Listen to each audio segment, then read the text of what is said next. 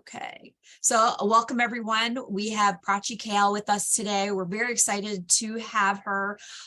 She's a first-time speaker for SCORE Boston, and we loved our meeting with her, and we're just really excited that she's going to share her expertise with you today. I want to just talk about SCORE real quick. As you may or may not know, SCORE offers a lot of training for folks that are thinking about starting a business, in the process of starting that business, or already are in business. We work with everyone on the spectrum of small business. The trainings are going to end this week. We've got a few great ones still coming up, and then we'll be starting again in January. So please keep an eye out for those newsletters so you know what's coming up next.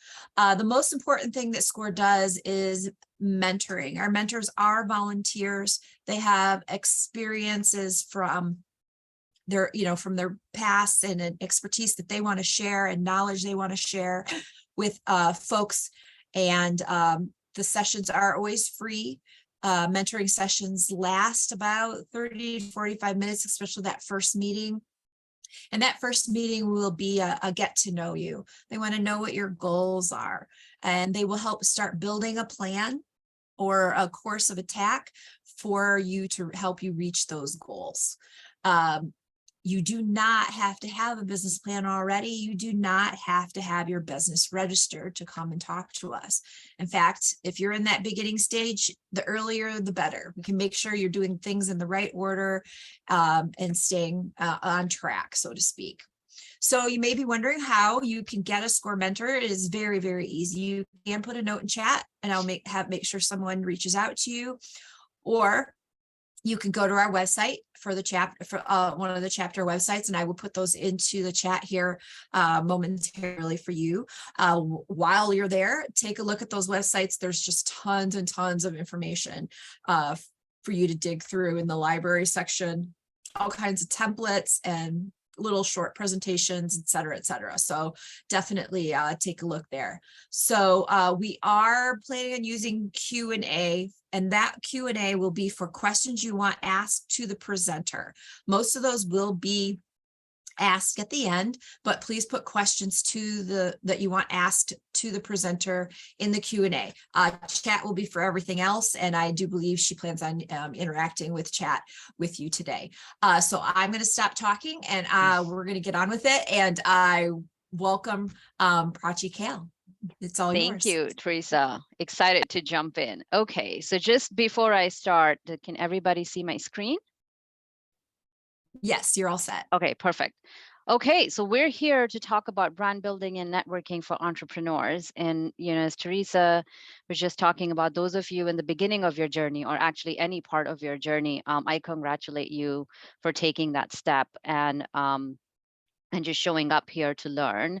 When I started my journey a couple of years ago as, the founder of my company, Think Design Cyber, and now the Think Design Cyber Leaders Hub, where I coach introverts in the cybersecurity industry, as well as entrepreneurs and other women in growing their careers. It's a significant jump to make from wherever you were in your life before. So I just want to start with that. And so let's go ahead and jump in. When we were talking, Teresa and I, a few months ago about how to organize this talk, it was really about, brand, but also how do we take our personality into consideration, right? That's the biggest one when we talk about brand building and networking, right? But it's like, oh, I'm not built that way. Or what do I need to change about myself? And, is my personality suited for the kind of business I want to run? So all those questions, I went through it personally, I identify with them. And today my goal is to help you get over some of those hurdles, and help you get to a place where you have opportunities to strengthen your brand, because like it or not, you already have a brand. And then how can networking become easy for us as entrepreneurs? So let's jump in. I'll quickly go through the content. For some reason, my forward button. Okay, now it's working. Will do. So we'll quickly go over the outline. We'll talk about brand as in terminology, what it means from a personal standpoint, business. We'll talk about personalities, introverts and extroverts. This is, again, very, very popular topic. I have a lot of people I coach about their perception of being an introvert or an extrovert and how it helps them or impedes them in their careers or in their entrepreneurial journeys. Number three, we'll talk about what goes into developing your personal brand.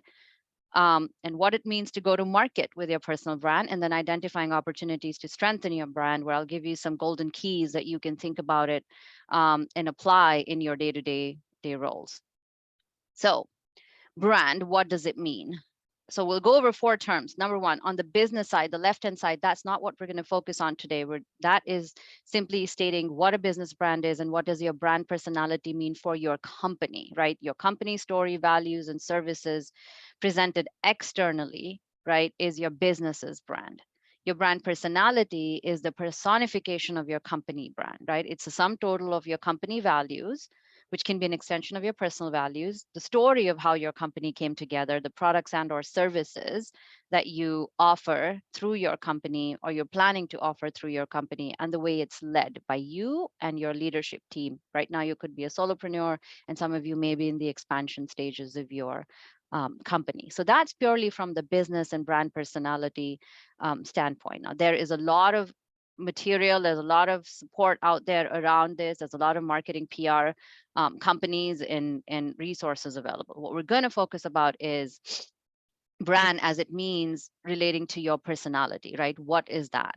You, which is your identity as you define it today, as a sum total of all your experiences, right? And Aristotle said it really well. The whole is greater than the sum of its parts. So us individually as our personality, I am a firm believer that we are greater than the sum of all of our parts in, from the past to this present moment and what we're envisioning for us in the future. Those parts also impact what we define as our personality. The second is the term personal brand, which includes your personality and the story as you position it and present it externally, right? Remember, it's our choice, what you're choosing to present and position. What we want to do is to have what you present and position to be as authentic as you are today or as you choose to be, right? And your personal brand can be integrated with your business brand, or it can remain separate from your business brand. Right? It doesn't always have to be integrated. It's your choice. So what the theme of this afternoon's talk is about the choice of how we use our personality to create our brands without changing them. So I love these 2 quotes, if I may. So one on the left says, your brand isn't always what you say it is, it what Google says it is. So the first thing when I start working with people, I always ask them is to go and Google themselves and see what comes up. So many people are surprised, some people are not, but most of them are just like, I did not know that about me was out there. So the point being, Google knows you. We all, we're all living in this digital age. So we've got to make sure we know what is out there and what is being said about us out there. Sometimes there's nothing, and sometimes there's a lot of things. Neither of it is bad. It's just about what is your situation right now. Okay. And then on the right-hand side, this is one of my favorite personal brand quotes. There's many out there. There's many different ways of defining a personal brand, but it's really about personal brand is personal, right? And if you drop the word brand, you add an itty to it, it becomes a personality. So it's really about you choosing your personality to create your personal brand, right? And that's the secret. We're going to work with the personality that we have and build your personal brand from there, right? And take what you have so far as well. So it's not about discarding, it's not about eliminating, it's about using everything we have. So personality types, more than one way to skin a cat. By that, I mean, there's MBTI, Myers-Briggs. Type in chat if you've heard about different personality types. There's many different assessments. I personally work from the introvert extrovert angle because there's just such a broad spectrum of introversion to extroversion, as you see on these, there's double-sided arrows. It goes all the way from extreme introversion, ambivert somewhere in the middle, and then extroverts is also an extreme extroversion as well.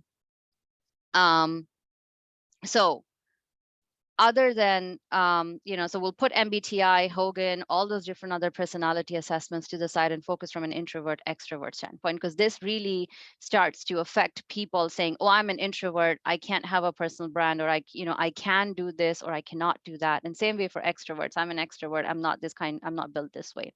So let's look into it a little bit, right, from both angles. And again, I just want to say that I don't prefer one or the other. I work with both people. My niche is in working with people who identify themselves as introverts, and we're gonna talk about that a little bit more and dive deep into it. And so yeah, so let's go for it. And feel free to put in chat if you agree, or if you have thoughts and comments about what I'm saying here. I'd welcome you to put it in chat. So on the left hand side, introverts.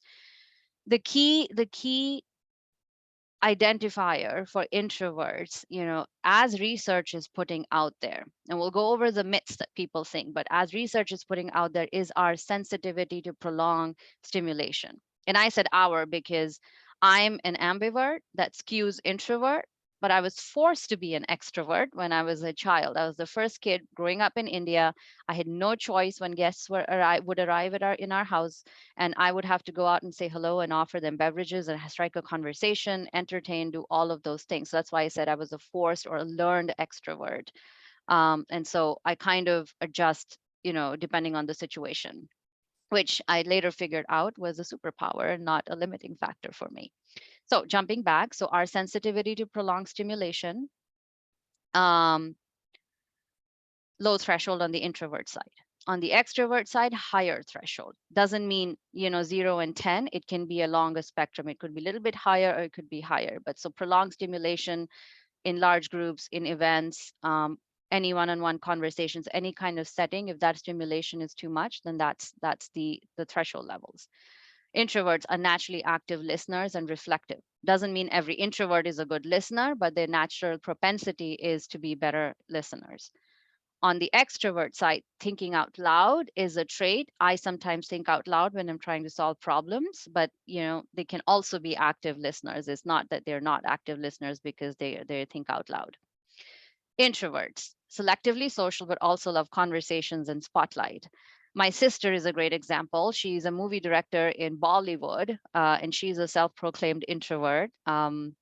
She was visiting me this summer, and we went to a picnic at our sailing club out here in Connecticut. And she wrote down her name on her badge, and she said, oh, does this mean I have to talk to people? So that was at the beginning of the day. And over the day, I saw her literally talking to different parties across the picnic. And then towards the end of the day, holding court with about 4 or 5 people, chatting with them, about her adventures and learning about their lives and stuff. So they're very selectively social. And she admitted to that at the end. She said, oh, by the end of it, I was actually enjoying myself. And she loved, being the center of the conversation for that day. So that's her. And then when she's working with 1,000 people on the set at a time. And then that also she tends to love to do. And then she likes her solid, quiet time as well. So she prefers quieter places when she goes out. And so small groups and solitude. On the other side, extroverts naturally love socializing. They love spotlight and attention, but doesn't mean all of them are really good at having conversations. They're more comfortable in larger groups, events, and parties or conferences, right? So, so that's, again, a trait. It's not necessarily a definitive thing. On the introvert side, many prefer asynchronous communications, email, text, or written. Now, when I give talks to cyber organizations, much like SCORE, but for targeted towards cyber professionals, everybody is pretty much chatting. Rarely people come off mute, not because of the way it's set up, but it's just that they prefer to chat over talk. And then again, they're self-proclaimed introverts because that's what they believe they are. Extroverts, many prefer phone calls, discussions, happy hours, so that kind of interactive, interpersonal thing. Now, what is to be noted is, and sometimes overlooked or assumed, is that introverts don't like connection.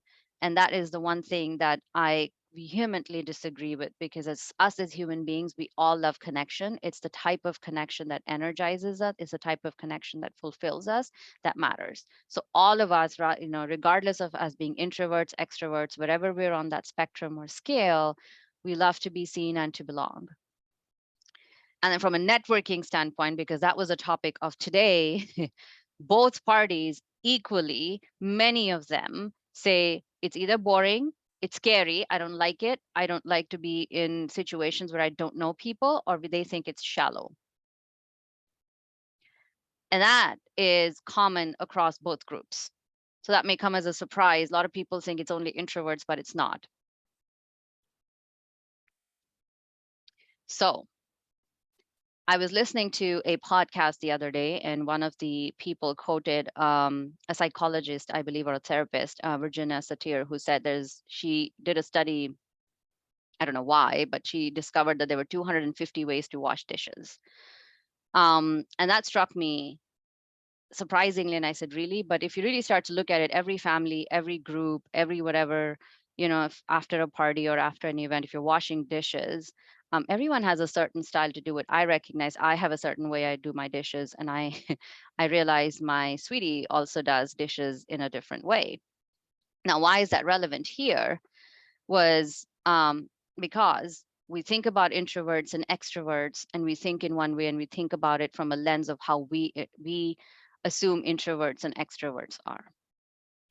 Right. So before I jump into the Mythbusters, I just take a quick sort of poll of the audience who want to type in chat. How many of you identify as introverts or extroverts?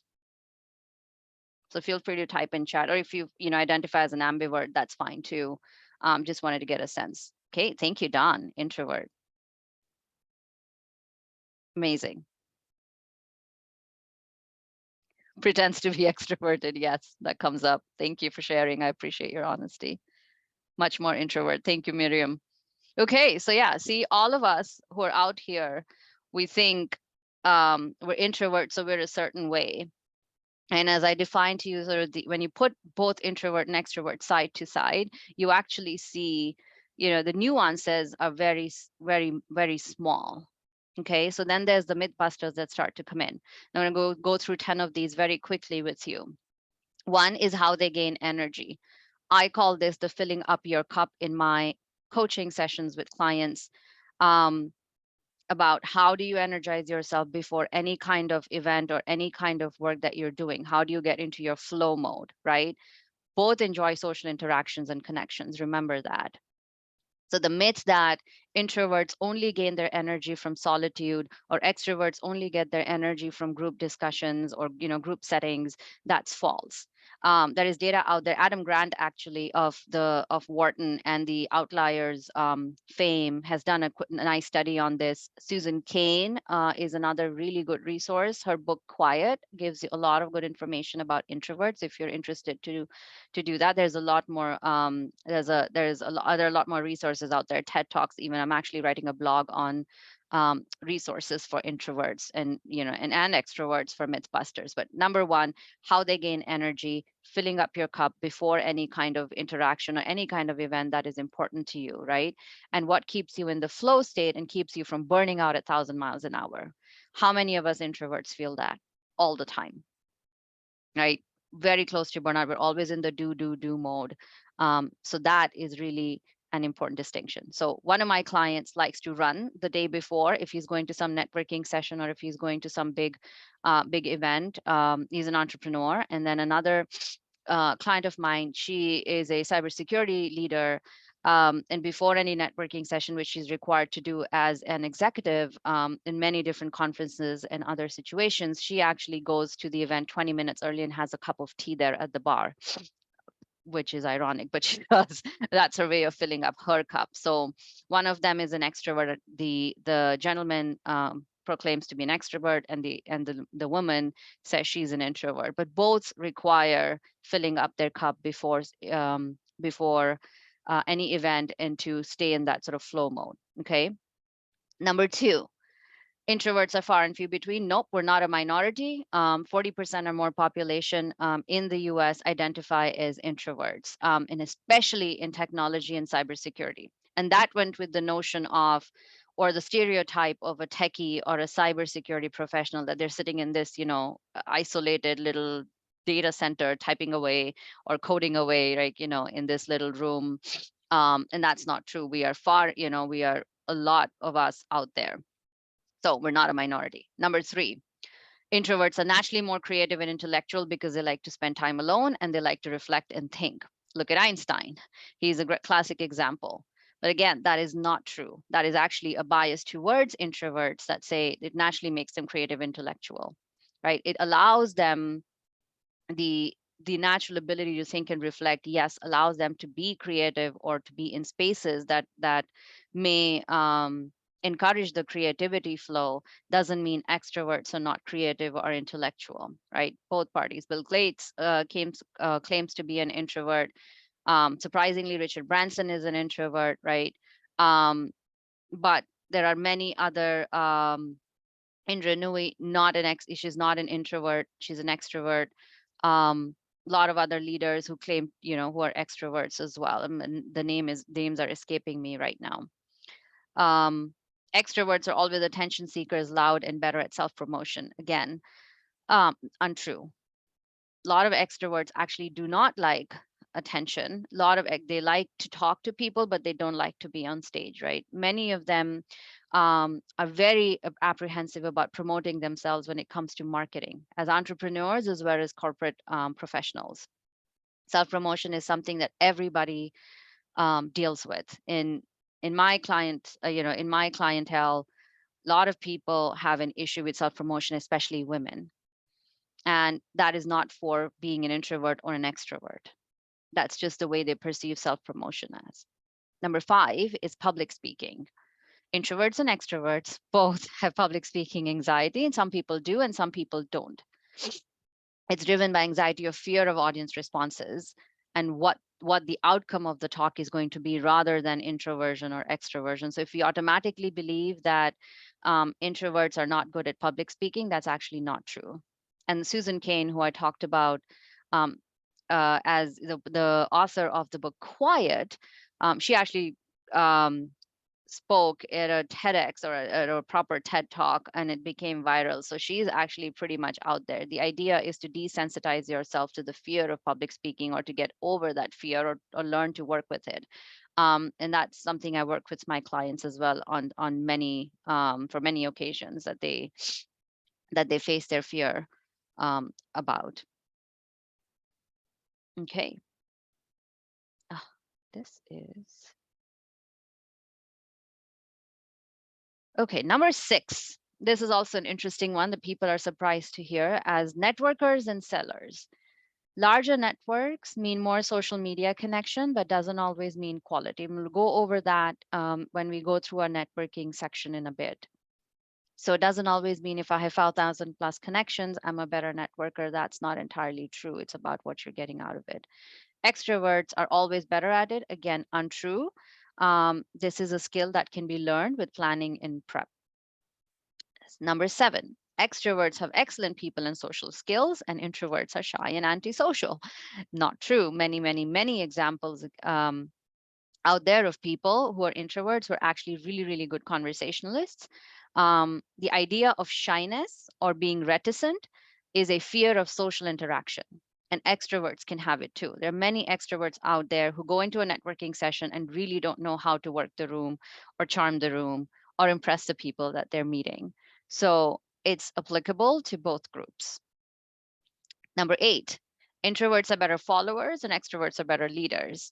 There's a lot of studies out there, and if you start to go look at it, you'll start to see that a lot of leaders actually say that extrovert is a better virtue for leadership, and that's not entirely true. So I encourage all of you to go research a bit about those things, and again, bust your own myths about leadership, right? Entrepreneurship requires leadership. If you're a one-person company, if you're just ideating, you don't know what you're doing, or you're in the phase of expansion at any level, it doesn't matter if you're at the 10K level or the 100K or the 1 million level.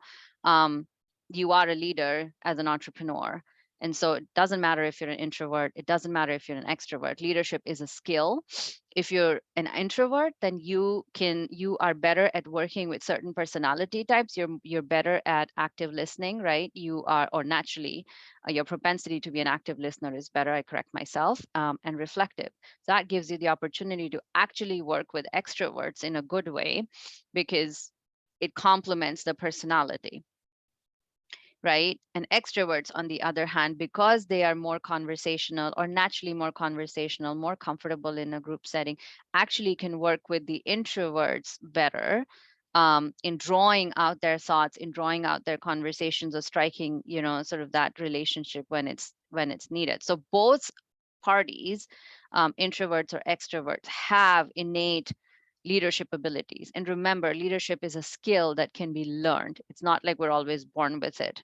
I've learned it through my corporate career. I have learned a different kind of leadership that I required. Most of it was self-leadership, as I was also, building up my entrepreneurship career, which, at the very starting of it a couple of years ago, and it was nerve-wracking. So that leadership and self-leadership as an entrepreneur, and leading others as an entrepreneur, are all skills we can learn.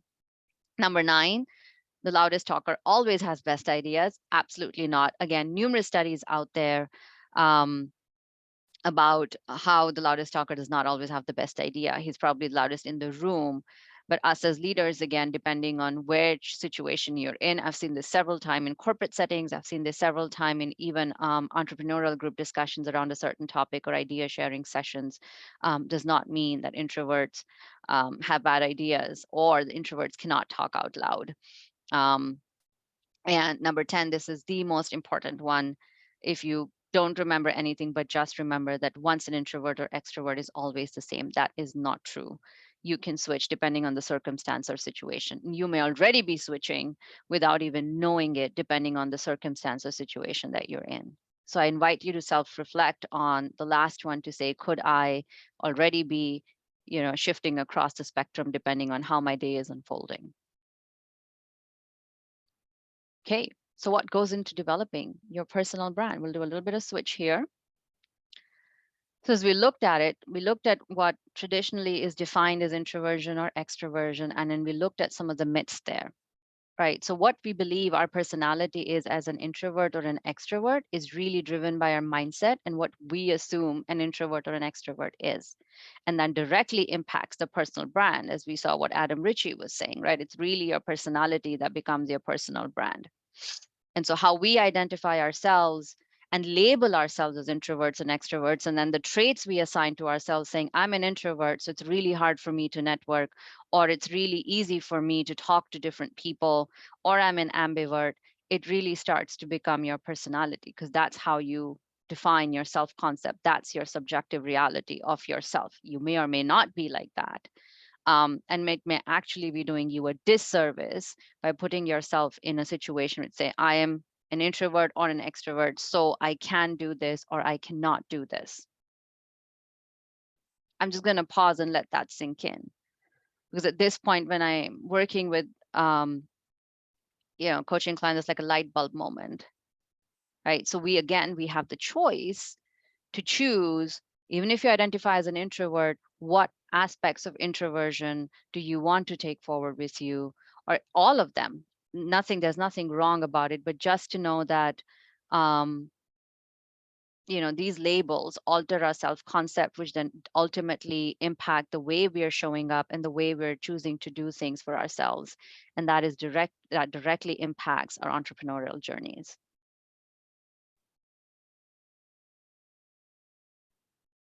So our mindset impacts our personality, impacts our personal brand.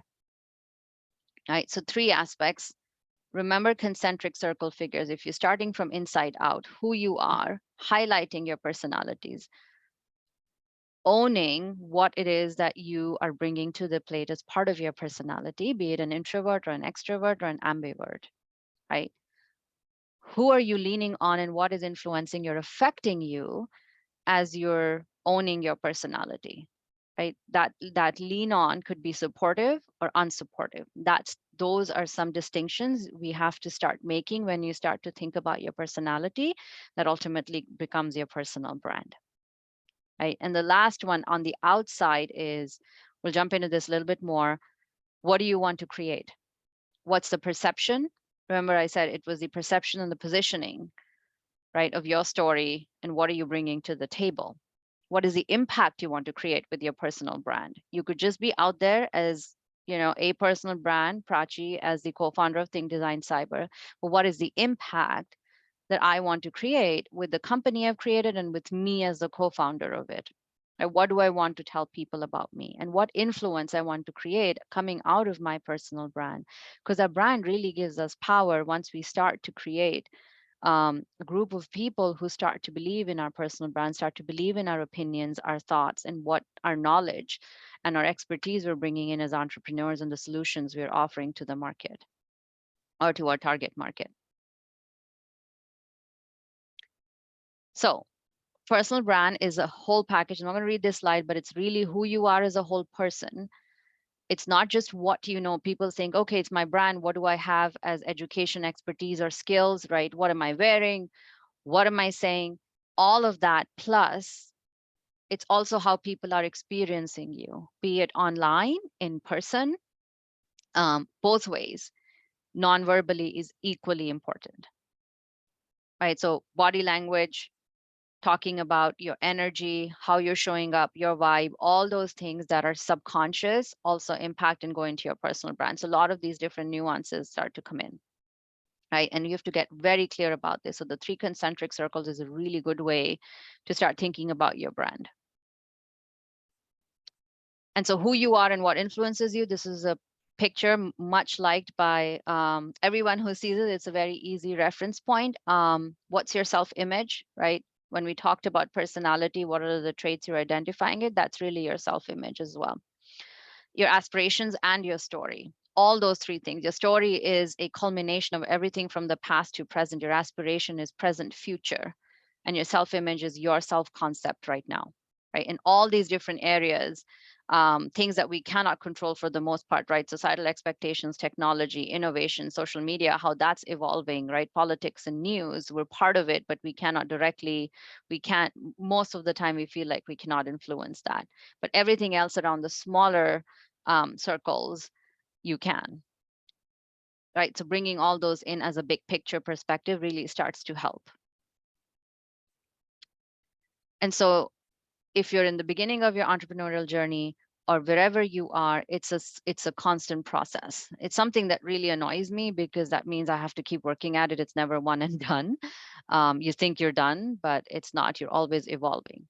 So in an easy way, when I talk about you're going from version 1 to version 2, right? Version 1 is who you are today, who you lean on, what is the impact you want to create, all of that.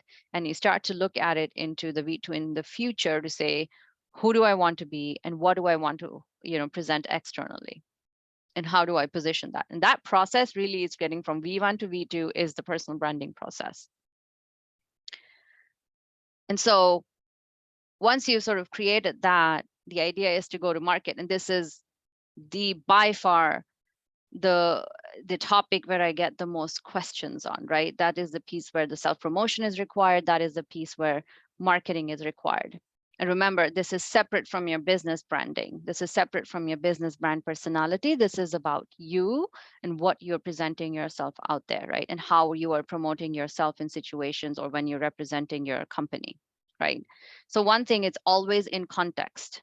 Your personal brand, when you go to a networking session for entrepreneurs, or if you're going to, let's say, give a talk about your own business, much like, what I'm doing today, or doing a podcast or something like that, that is a different context, right? So as a personal brand, we're taking responsibility of training people on how to experience you, right? How they see you and how they treat you.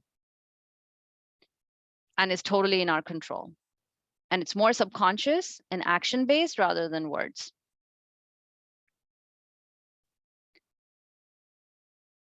And then, so I'd like to draw your attention on these 3 pictures here, right? Be it movies, be it any retail product, or be it iPhones. Once you've defined what your personal brand looks like, you should see yourself as an iPhone. or a Samsung, whichever Android, whichever one you prefer. But the best products in the market also have the best marketing. Look at how Apple launches its products. Look at how Samsung is launching its products. Everything has become a thing around it, right? Or an experience around it. But the best products and services also have the best marketing. So if you're considering yourself as a product or a service that is representing your company or just yourself in what you're doing today, you need to make sure you have the best marketing. And we'll just we'll kind of jump into that a little bit. Now, I'd like to invite you all to answer this question. Which product website you think has higher worth or value? Website, and you can type in chat, website A, 125 million followers and 10,000 repeat customers, or website B, 20,000 followers or 19,000 repeat customers. So you can type in, yeah. Yep. Okay. Any A's? Yeah. So this is the answer I get most. And what I pose to the audience is, the answer is it depends. Right? If you're 20,000 followers, but 19,000 repeat customers, if you're a profit-based company, if you are a nonprofit and then you'd really want to get your message out and you offer some service of some kind, which is really not important for you, but the messaging and the work that you're doing is important, 125 million followers is what matters. That's why I said the context matter in how you are presenting your brand. That was a trick question. So my computer today is not cooperating. And so this takes me back to the point about networking. Yeah, thank you, Daryl. So if your personal professional network is large but has minimal returns for your growth when you need it, in the context of what you need it, this capital, as we talk about our network, has low returns. So when we start to look about our branding and then going to market with it, our goal is to maximize the return from our network. It doesn't matter how big or small it is, it's for the context in which you're needing it. So to the point of how everybody voted, said yes, B, because I'd rather have 19,000 customers who repeated, right? The famous 1,000 fans philosophy. If I'm selling services, I'm purely profit driven. And then in another context, it's different. So that network may be larger because I want to get my message out. Okay, I'm just going to stay in this mode so that I'm not going in here. So something to think about as you're starting to think at networking. I hope I've given you a different perspective to start to look at what does it mean to expand your network, right? And then now we're going to jump into 10 golden keys to strengthen, and then we'll wrap and ask for some more questions.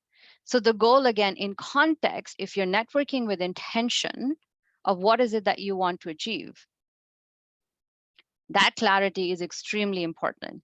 And then that means we also reframe what networking means for us as entrepreneurs, for our companies, and for the purpose of our personal brand, right? So networking is a healthy exchange of knowledge and resources. This is where we bust the myth about it being shallow or it being transactional. It is transactional, right? You're going there to network in order to create a connection that serves both parties, right? That healthy exchange may not immediately happen.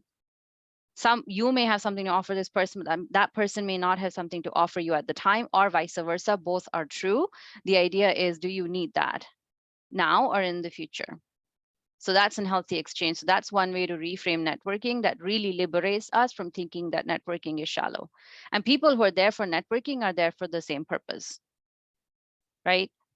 The networking event itself is to establish connection with people. It's not to build relationships. Those are two very different things. Relationships are built in a progressive manner over subsequent meetings over a period of time. Sometimes you strike it really well with someone and it's that, that instant connection, kindred spirits kind of experience that happens too. But for the most part, the deepening of the relationship where you're truly supporting each other in each other's journeys, personal or professional, is really the relationship building aspect. The event there is just for you to go and meet someone and establish connection. And curiosity about other people is key. Right? So if you're apprehensive about being, going into networking, really look into that as to what is it that is holding you back, right? How are you perceiving networking? What is the association you're doing with networking? Most of my clients have negative association with networking. So please look into that, because that's going to help you over that. So let's quickly go through the 10 golden keys. Number one, getting clear on what you want will make it easy. Right? What are you looking for? Are you looking for knowledge? Are you looking for mentors? As Teresa said, are you coming to SCORE for mentorship? Looking for growth? Are you looking for a solution to your problem? Right? Your networking, if you're going for a conference, is very different from going to a mentoring like environment. And then it's cyclical, right? You can do as much from a process of selection or elimination. Like, I don't want to do this, so you can eliminate that networking event. You don't have to show up for everything and anything as you're on your entrepreneurial journey. Right? What channels do you want to build your personal brand on? What kind of networking do you need? Right? Those kind of questions help you clarify. And it takes the pressure off to then go and look around for networking, not knowing what you're going there for. Give yourself permission to act. This is extremely important. A lot of people decide but don't act, and fill up your cup before any action. So whatever helps you get into that flow state or gets you comfortable into taking action, that's really important, right? So focus on courage and self-compassion. We're our own worst critics. And so gently going through this process is extremely important, right? And you have to be an active participant throughout the process as you're getting comfortable with personal branding and networking. And then one tip, which is extremely helpful for everybody I talk to, is whenever you're going to a networking event, decide on how many people you're going to talk to. And the rest of the time, give yourself time to enjoy the event. If it's drinks, it's food there, have at it, right? But if you say, I'm going to talk to 2 to 5 people, give yourself a range. Don't select one number, but just Daryl, I'll get back to your comment in just a second. Do that so you're feeling accomplished on both levels. So range is always better. Most of my clients are beginning with me. Literally, some people are like, I'm just going to talk to one person. That's okay. That's an extrovert. And I'm giving you an example about actually. Number 3, manage your inner judge and critic. I just mentioned that before. A lot of it we tend to be in our heads when we're in the networking session. Either we're judging ourselves, we're judging others, or we're judging the event. What's going to happen? Who organized this? This is sucky. That's good or not. We're out of the present moment, and we're into that mode where we're either judging ourselves or judging other people. Right? You want to be there. You want to be authentic. Own that you're an introvert or an extrovert. Another tip for you is blame the coach. I have some clients who sort of getting in the beginning stages of their journey and getting comfortable with networking. I always tell them to go, establish the connection. You can always tell the person, my coach sent me and she's asked me to talk to 2 people. And you'll be surprised, people are more than willing to help you once you start to tell them that. So blaming the coach is a very easy way to break the ice.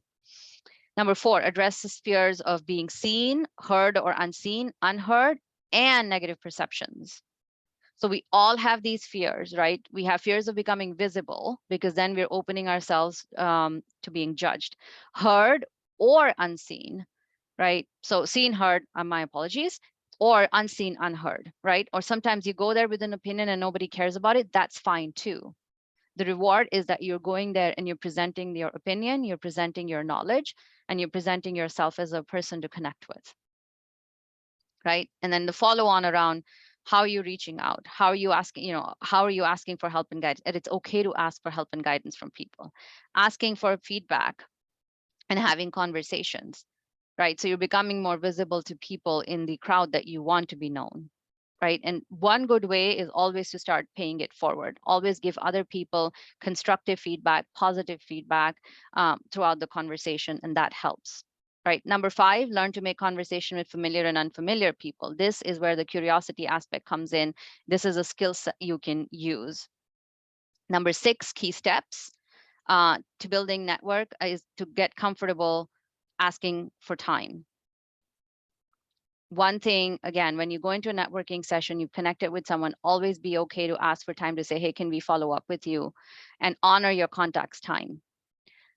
I use a 10, 20, 30-minute step. This is, again, a trick I use. The first intro after your networking session can be 10-minute follow-up. So you're doing both parties a favor, and taking the time pressure off to say, how am I going to sustain a conversation for 30 minutes, right? So if you said, let's explore some synergies, I set up a 10 to 15-minute call, and that's it. And then you get off the phone and you see how it goes, and offer, what you can to them to say, okay, this is what I'm good at. This is where my entrepreneurial journey is. These are the things I'm looking for. How can I help you today or at another time? Is A-okay. That's the whole purpose of networking and building those relationships. Second follow-up can be 15 to 20 minutes, and then you can go from there depending on how the relationship evolves. Sometimes it evolves positively, and sometimes you find out that there's really nothing you can do at this time, and that's okay. You can let it fall off, right? Be clear around why you're wanting to meet them. This is, I alluded to earlier. Understand what is it about this other person and the work that they're doing that interests you. Do you want to offer them your solution, or do you want to get their help? Always really important. 9 is your value prop, and what do you want to share about yourself in a humble way, proud way, but not in a boastful way. It doesn't matter if an introvert or an extrovert. Have like a 1 to 2 minute sort of pitch or a story that says, hey, I'm Prachi, I'm the co-founder of Think Design Cyber. I work with introverted professionals in a corporate setting in cybersecurity organizations, right? To help them become better leaders. That's it. Simple thing. I just made it up right now. And what about you? Some things for an introvert, which are really easy, is to offer prompts to people. So then if you don't feel like talking, all you can say is, tell me more. And because you're naturally good listeners, you can prompt them to say, okay, tell me more. What else do you do? So simple questions like that, you're taking the pressure off and you're talking to the other person, but the conversation is getting carried forward as well. And feel free to excuse yourself if you feel like this conversation, is not going anywhere. That's fine too. Give yourself the permission to act in either ways. And well versed and prepare beforehand. This is the part about filling up your cup, have an informed discussion, and presenting a well-informed self. So that was it on my presentation. I have the 10 golden keys as a free infographic. It's a lot prettier than what I put it in text. So if you want it, feel free to go to the website. And it's tdcleadershub.com. Is Think Design Cyber is the acronym for, TDC is the acronym for Think Design Cyber. And feel free to connect with me and direct message me on LinkedIn. If you have any questions or follow up from today's call, I'm happy to answer any questions. But also, many people just connect and send me a message without giving me the reference of which event they're following up from. So if you don't mind, just add, hey, I was at the SCORE Boston today, so-and-so question, follow up. Happy to do that. That'll be just great for me to know. Teresa, with that, I will hand it back to you. Yeah, so I do have a question posted in the Q&A, yes, and I definitely want to encourage others to get those questions posted. What are some delicate ways to remove yourself from a conversation that isn't going well? Yes. Not a new question. This happens all the time. So again, we practice you have to anticipate that some conversations are going to go well and some are not going to go well. It's like a dating thing, right? You're going in there and doing that. So let's say you and I are talking, Teresa, and suddenly we find out, just energetically there's something off, right? And you talk to them, ask them a few questions. The least you can do is just ask about their background, where they came from. And then if it's just not jiving, just say, excuse me, I'm going to have to, go. Or just say, excuse me, I'm going to go mingle with the rest of the folks. Also, thank you. It was great meeting you. Believe it or not, but saying, excuse me, it was great talking to you is fine. Find a pausing point. You don't have to carry on the conversation. You don't have to feel obligated. When I started doing it, it was actually very surprising. This was one of the hurdles I came over because I was really good at starting a conversation or, joining a group of people. Sometimes, at networking sessions, they're in cliques like that.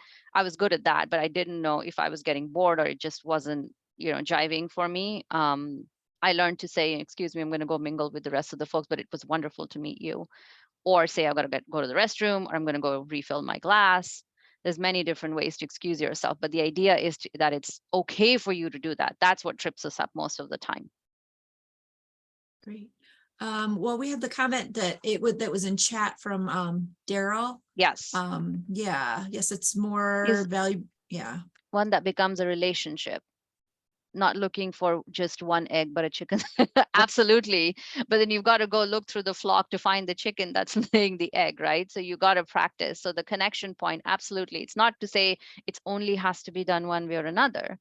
I've gone to several networking sessions where I've come out of with friends. I've made friends. I've gone to an art gallery tour here in New York, in Chelsea, and I actually have a friend now for, when did I meet her? Like 2015, I want to say. So 7 years on, I never knew I was going to meet her. It was all about us talking and exchanging ideas of what we were doing. We've been friends for 7 years now. So it was just a random connection. We walked through the gallery tour, we talked about our life stories, and it just clicked. And then there were several other people there that didn't click with, and I'm not friends with them. Now we have the question on how do you break into a group, and what are good opening lines for that one-on-one interaction? Okay, so let me think about a good one. So if you're seeing people talking, you can just walk in. I've done this. Just walk in there if you have a glass in hand or whatever, and just say, hello, I'm Prachi. Find one. You have to identify one person who feels comfortable for you, and just say, this looked like an exciting group discussion. I'm curious, what are all of you talking about, or do you know each other? Are you here together? That's also another way to ask. Right, because if they're in a group, they either know each other, or they're talking about something really cool, or they're talking about a topic that everybody likes. So obviously there's something there going on, and it's a-okay. And do you mind if I join you? Nobody says no. You'll be surprised how many people actually are helpful when you tell them that, or just say it like that. They're just, oh yeah, come on, join us. It's our apprehension that keeps us from doing that. And then, be ready to prepare yourself. And we do role plays. I do role plays with my clients when we're doing that. So yeah, great question. Does that answer the question? I hope so. And if it doesn't, please feel free to, the person that posted that, please feel free to follow Yeah, up. absolutely. Yeah. Somebody's asking about the link. I did. I just typed it in there. Oh, they, yeah. And in the Q&A, they said something about the link not working correctly. Maybe they just needed the extension I'll on the double, front. yeah, let me double check. I'll send it back to you, Teresa, if you don't mind sending it to everybody, if that's okay. Yeah, that's fine. Okay, Yeah. thank you. Okay. I have to check into, I don't know why that is a bad link. I just checked it It could this just be morning. that they just need the www Yeah, the front or yeah, something. yeah, then I'll copy paste and send it to you. Yeah, I didn't want to do anything with my Zoom here today. It's not cooperating. Yeah, So no problem. next thing you know, I'll be like dropped off. Okay. I do not see any other questions posted. Certainly if somebody would prefer to ask their question out loud, I'm happy to take one or two of those questions. You can use the raise hand on the Zoom toolbar. Sometimes it's under reactions. If you want to use that raised hand, I can unmute you. If you'd like to ask a question today, we can do that real quick before we cut things off. We have anybody that wants I went to do through that? it really fast. Just I wanted to save time for Q&A. Yeah, you definitely shared a lot of really great tidbits. Here's my thoughts. Yeah, we have a lot of thank yous coming through. Lots of thank yous. Yeah, feel free to reach out. I'm happy to support or help you on your journey. The introvert extrovert thing, surprisingly, I'm surprised there's no questions about the introvert extroverts. Ironically, during my cybersecurity conversation, I just saw a question come in. Cybersecurity conversations, they're all over the introvert piece. Oh my goodness. I'm just like, okay, I think I'm in the right space here. So yeah. Okay. Yeah. So how do you change people's perception of your brand? If you work with people for a while. Yeah. I'm going to give this answer is going to sound very simple and cliched, but it really is. First, you have to change the perception of your brand. What do you think are these people looking, at you and perceiving about you, right? I said, remember, it's our responsibility to train people on how they see us. So if you think they see you in a certain way, one question to inquire about yourself would be, well, how am I perceived and why is that? And give yourself the permission to be nice to yourself and accept that feedback, right? That's comes back as criticism, good, bad, or, ugly or best. see what people think about you and see if that's how they want to think about you. And again, if that's not, like you said, if, you know, I'm assuming you want to change people's perception of your brand, you have to start defining, well, if this person thinks I'm quiet and, or not quiet, wrong, bad example. If I'm coming out as an entrepreneur, right? I have a corporate job. I'm coming out as an entrepreneur as well. Now, how do people want to see me? That really starts to define what is it, how do you want to shift that for them, right? So how do they start seeing you from an employee to an entrepreneur, right? And how are they seeing you as an employee? Right? And how can they see you as an entrepreneur? What do you want to be known as? For me, that was an important shift, or for me, that was actually balancing both, right? Because on my LinkedIn, I'm both a corporate professional and an entrepreneur in transition right now. I haven't made the decision to transition into full-time yet.